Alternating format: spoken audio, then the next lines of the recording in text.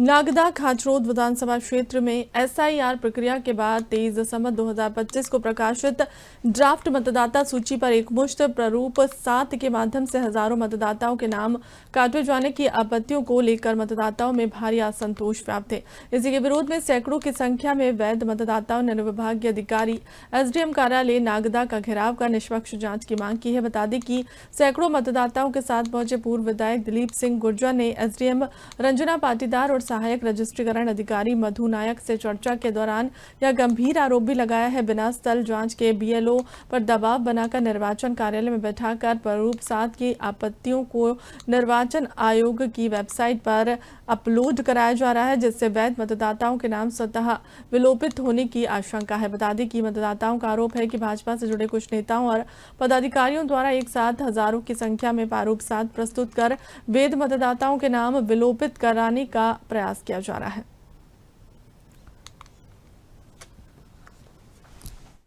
नमस्कार, राशिद खान साधना न्यूज के लिए आप देख रहे हैं साधना न्यूज।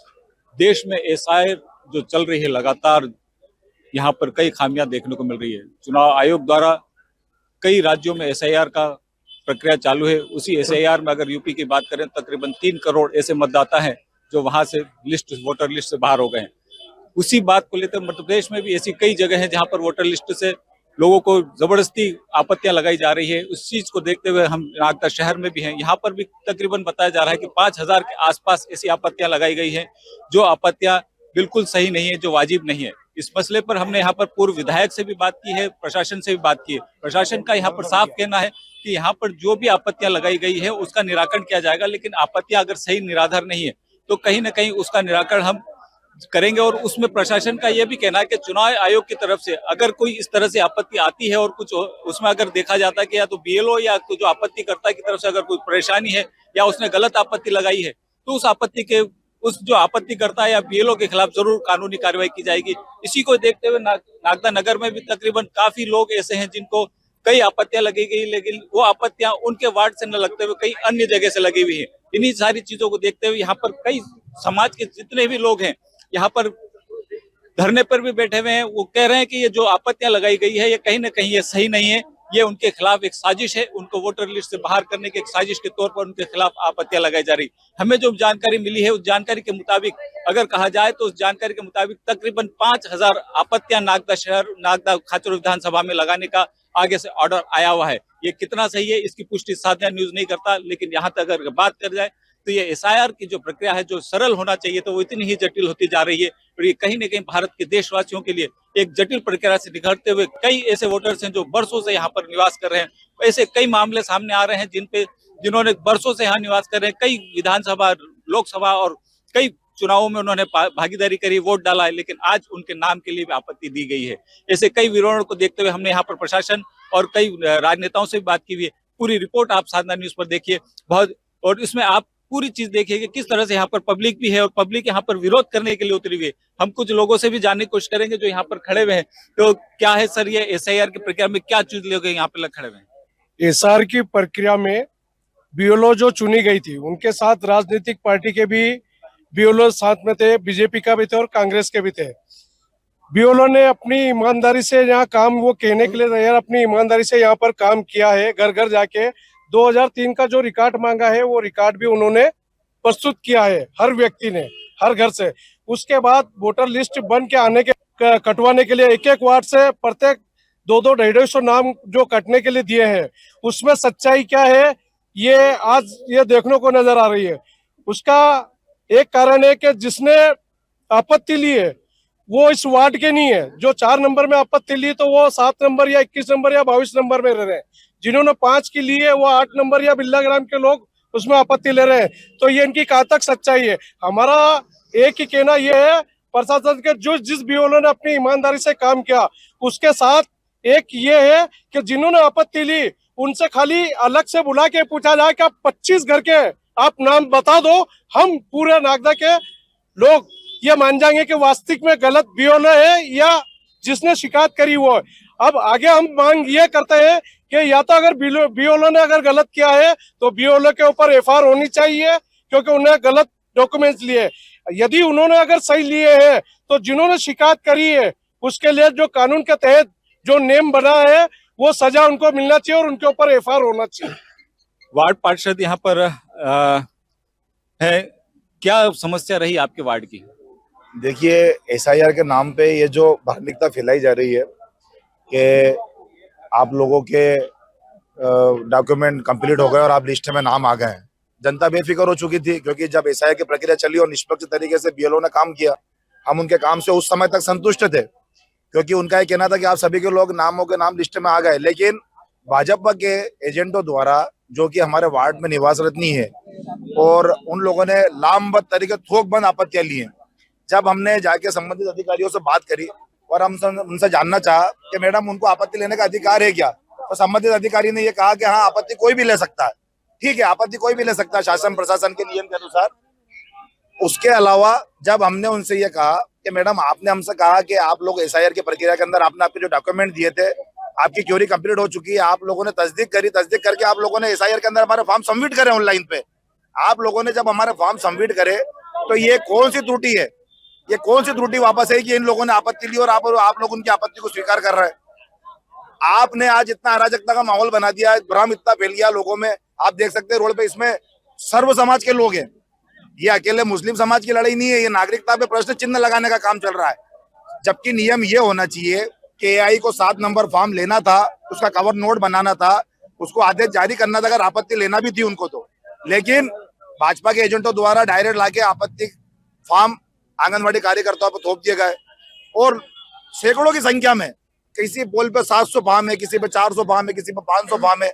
जब हमने अधिकारियों से बात करना चाहिए तो अधिकारियों का रवैया बिल्कुल भी संतुष्टिपूर्ण नहीं है। इस वजह से आज आप ये देख रहे हैं इस तरीके का माहौल यहाँ बना हुआ है। सब लोग परेशान है अपने अपने नामों को लेके।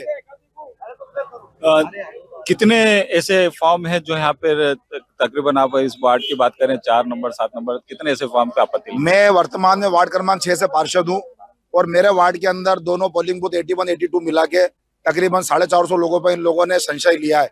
तब 450 लोगों पर संशय, तो इसके पूर्व में जो आंगनबाड़ी कार्यकर्ताओं ने कार्य किया, तो फिर वो कार्यकर्ता क्या कार्य का दिखावा था कि छला हुआ था, या सिर्फ मजाक चल रहा था एसआईआर के नाम पे?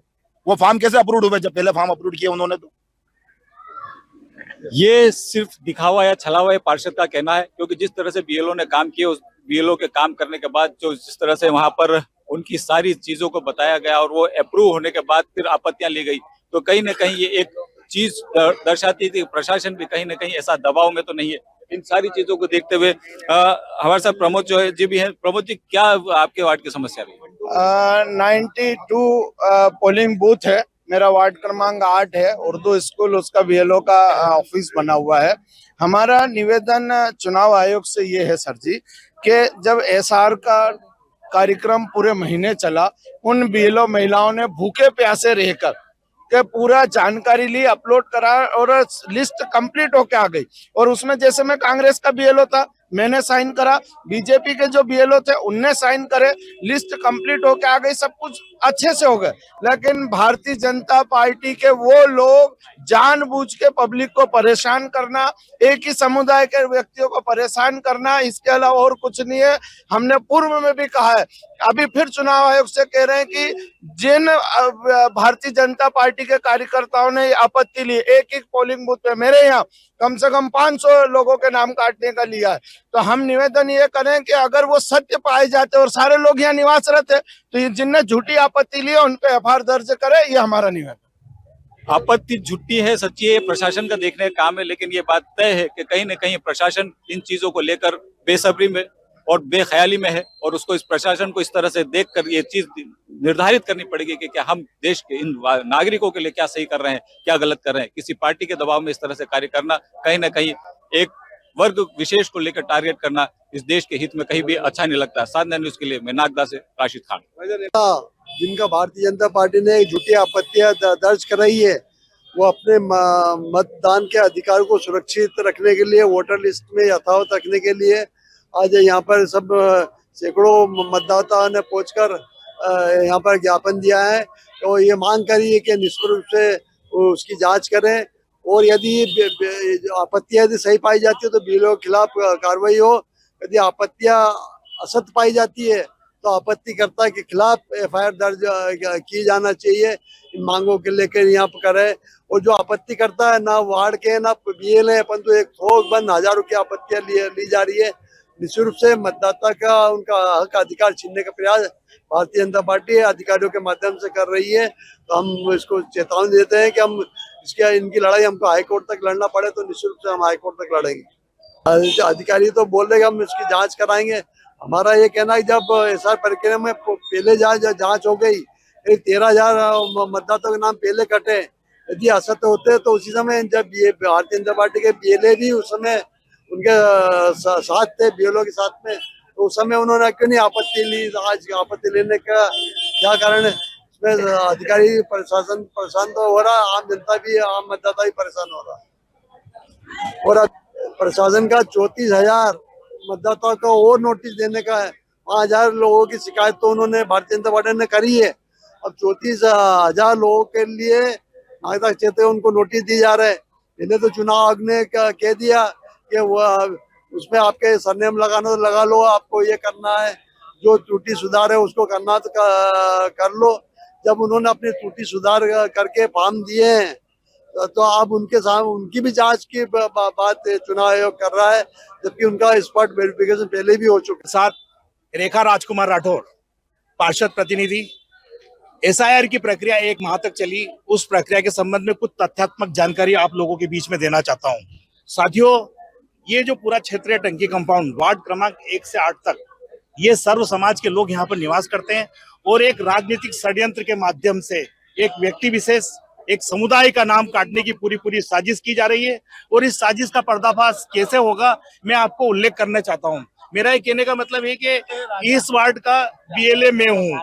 जैसे देखिए आप, मैं पोलिंग बूथ क्रमांक 90 का बीएलए हूँ। राजनीतिक दल के रूप में एक और प्रतिनिधि भारतीय जनता पार्टी के प्रभुलाल है। हम दोनों लोग बीएलए राज्य शासन की तरफ से मनोनीत है और हम लोग अगर किसी व्यक्ति की आपत्ति होती है तो हम लोग उसका निराकरण करेंगे आपस में बैठ के। BLA Bharatiya Janata party, BLA Congress, वो आपत्ति लेंगे। लेकिन एक व्यक्ति विशेष जो कंप्यूटराइज सिस्टम से जाके और गलत तरीके से मतलब आपत्तियां दर्ज करा रहे अन्य वार्डों के, वो बताएं कि इस क्षेत्र के अंदर मेहरून भी किस स्थान पर निवास करती है। मेरा दावा है। दूसरा रहा सवाल ये कि प्रारूप 7 के अंतर्गत जो पावती होती है, किसी भी व्यक्ति की पावती नहीं है। वो पावती मेरे रिकॉर्ड में है, जो इस बात से साबित करता है कि फर्जीवाड़ा किया गया और